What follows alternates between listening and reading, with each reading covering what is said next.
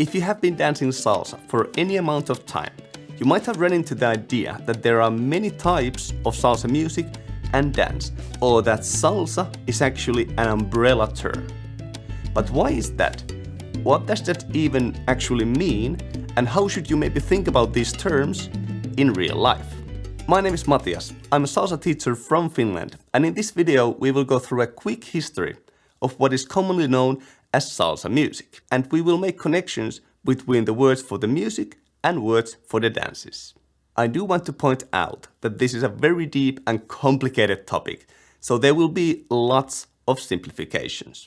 Also, this video is not about defining terms that you need to be using in a specific way in your everyday life. Instead, this video is about giving tools to all the dancers and musicians all around the world who want to communicate with each other better regarding the type of dancing they do or type of music they listen to or dance to. And there are some concrete examples of this at the very end. I have also created a free companion site to this video with links to musics of each salsa style. You can check it out from the links below.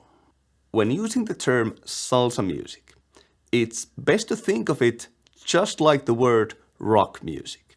On one hand, it does convey an idea of what kind of music you're maybe talking about, but on the other hand, it doesn't yet specify if you're talking about Elvis Presley, Guns N' Roses, or even Metallica. Only one thing is clear: one person in the group maybe has an electric guitar. In the same way, when people use the word salsa music, a couple of things are clear. It's some kind of music built on the foundations of Cuban son music, and it's most definitely some kind of clave music. But beyond that, we really can't know anything without using a little bit more specific terminology. And the reason so many kinds of music and dance can be called salsa is due to its history. As I said, it's a very complicated topic, but here are the biggest culmination points. In Latin America, many African and European ways of doing music were fused together in the 1600s to 1900s. In Cuba specifically, this led to the popular dance music called son to be invented in the late 1800s. In New York in 1970s, many musicians from all over Latin America noticed that they have a lot in common in the ways of doing music, due to similar history with colonization. A lot of things follow, but most importantly for us, a new mixture is developed from the foundations of mostly Cuban son music. That new mixture would later be dubbed salsa by the media. And now, because of this common musical heritage, this new kind of music quickly spread throughout the Latin Americas. And there, musicians would develop these ideas further together with other music cultures from their country. And this would ultimately lead to, again, new types of salsa music.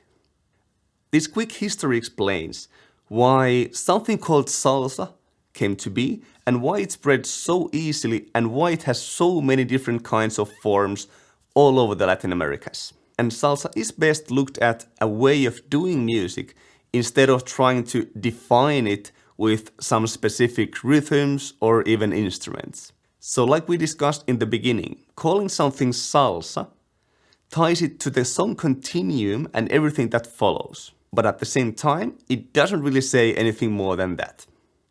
Before we connect the different types of salsa music and dance to each other, I would like to give you 30 minutes of free content from my online course, The Roots of Salsa, Level Up Your Musicality. It's a deep dive into salsa music, especially made for dancers, and it will give you great understanding on both the history of the music and the music itself. You will also learn tools to improve your musicality and enjoyment on the social dance floor. Click on the link below to get 30 minutes of free content from the course. Now, back to the video. Now that we understand why so many musics and dances can be called salsa in everyday language, let's take a look at the biggest ones and try to connect them to each other.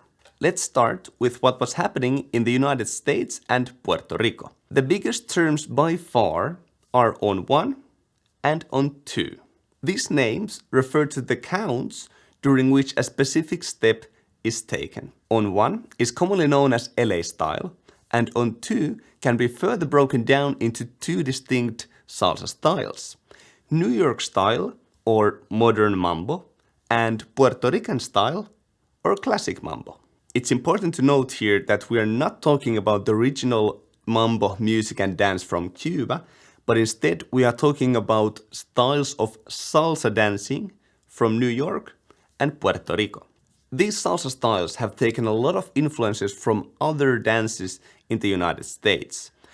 Most importantly for us now is that all of these are danced in what's called a line or a slot. In practice, that means that whatever moves you are doing, you would always be returning to an imaginary line on the dance floor.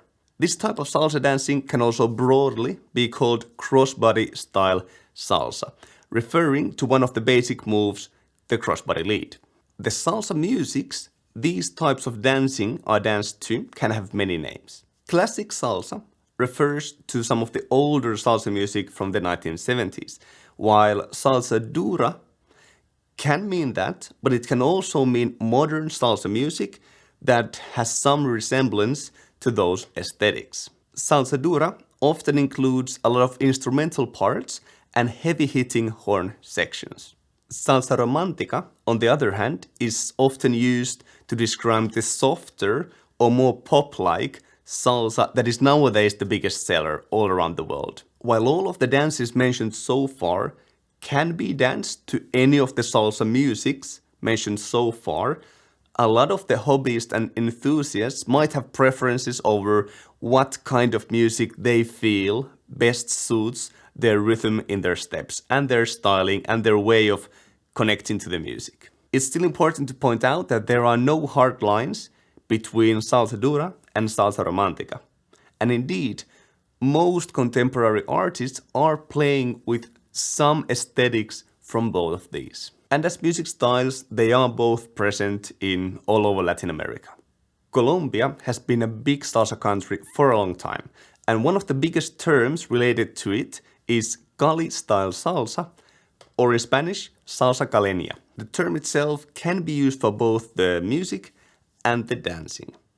And in the dancing, the most notable feature of Cali style salsa is the use of amazing rapid footwork.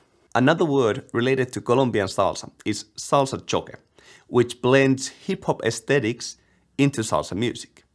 While salsa choque as a dance is danced alone, the music itself is often used by dancers of other salsa styles when dancing with a partner. Let's finish with the most complicated one, Cuba. I have to say outright that this is my love, this is my specialty, and it's a little bit too easy for me to go a little bit too deep here. But I'll try to keep it as easy and straightforward as possible. Cuban salsa is a term that can be used for both the dance and the music. And it's usually enough to specify what kind of music or dance you're talking about, especially when comparing to like salsa dura or LA style. With music though, Cuban salsa is quite a wide category. Most of the music that could be called Cuban salsa is on some sort of continuum from son music, just like we discussed with salsa music in general.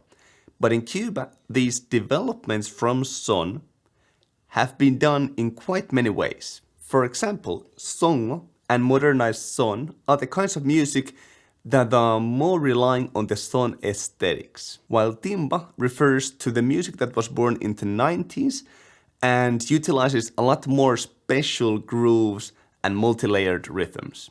Timba is sometimes used as a synonym for Cuban salsa music, but personally, I don't use it that way because there's a lot of music that could be described as Cuban salsa. But if you wanted to be more precise, you would maybe use the term modern son instead of timba. Remember that just like with salsa dura and salsa romántica, these terms are not supposed to be restrictive. And indeed, most artists are all the time playing with these different musical aesthetics and ideas. That's why just casually calling all of it Cuban salsa can make a lot of sense, especially if you just mean all the kinds of Cuban music that you might want to dance salsa to. On the dancing side, casino refers to the Cuban salsa when danced with a partner. As opposed to the linear cross-body style salsas, Cuban salsa or casino is danced in a round way. The word casino isn't really used all that much when talking about solo dancing or solo dance classes. And Cuban salsa is often the term used for that. You will see the name timba used as well when talking about solo dance classes, but that isn't really the name of the dance, but the name of the music you're dancing Cuban style salsa to in a specific way. Contratiempo means dancing Cuban style salsa or casino to the rhythm of son. That would mean that instead of stepping 1, 2, 3, 5, 6, 7, you would step 2, 3, 4, 6, 7, 8, which are the same counts as in classic Mambo or Puerto Rican style salsa. Dancing in contratiempo is often done when dancing to music that utilizes more of the son aesthetics and rhythms, like for example songo or modernized son. Salsatón and timbaton refer to music that is in its essence salsa or timba, but utilizes a lot of aesthetics from reggaeton.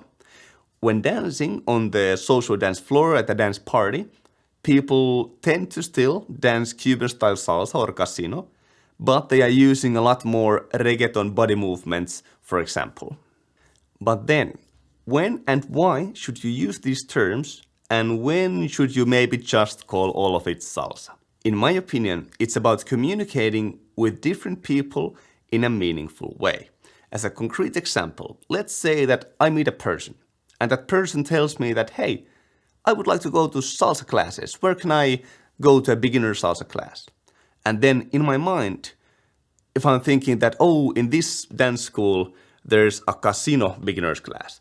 And in this dance school, there's a classic Mambo on 2 beginner class. Now I have 2 options. I can either help that person who is just looking for a good time with salsa dancing, or I can be difficult and think to myself that, oh, there are no salsa classes. None of this is called salsa. And then that person wouldn't ever get to dance. But why would I do that? That's not good communication. In that moment, that person, he doesn't know the terms. He doesn't need to know the terms. And I don't need to be difficult about it. I can help him get to the end result. Let's take another example. If I'm at a party and the DJ has been playing Salsa Romántica for the whole night, Mark Anthony and so on. And then I have this feeling that I would maybe like to listen to some salsa Dura and do some on 2 timing there to really get that kind of grooving on. Now, if I walk to the DJ and just say, hey, could you play some salsa, please? And then he is thinking and saying that, well, isn't that what I've been doing all night? Again, we didn't really match in the way of how to communicate about all of this. If instead I would have walked to the DJ and just said that, hey, could you play some salsa Dura for me? Or even if I don't know the exact term for the music, I could also just say the kind of salsa dancing I want to do. Because most likely, that DJ will know what kind of music you mean, and you will have a good time on the dance floor. Now, these were just 2 concrete examples of how to maybe use these terms to communicate better and when to maybe not use those specific terms. And there we have it. Like I said, this was just a quick overlook video on some of the biggest types of salsa dancing and music and how they relate to each other. I would recommend for you to still check out the free companion site for this video, as there are linked music examples from all of these musics we talked about. If you enjoyed this video, remember to like and subscribe for more videos on the amazing world of salsa music and dancing. Thanks for watching. Bye.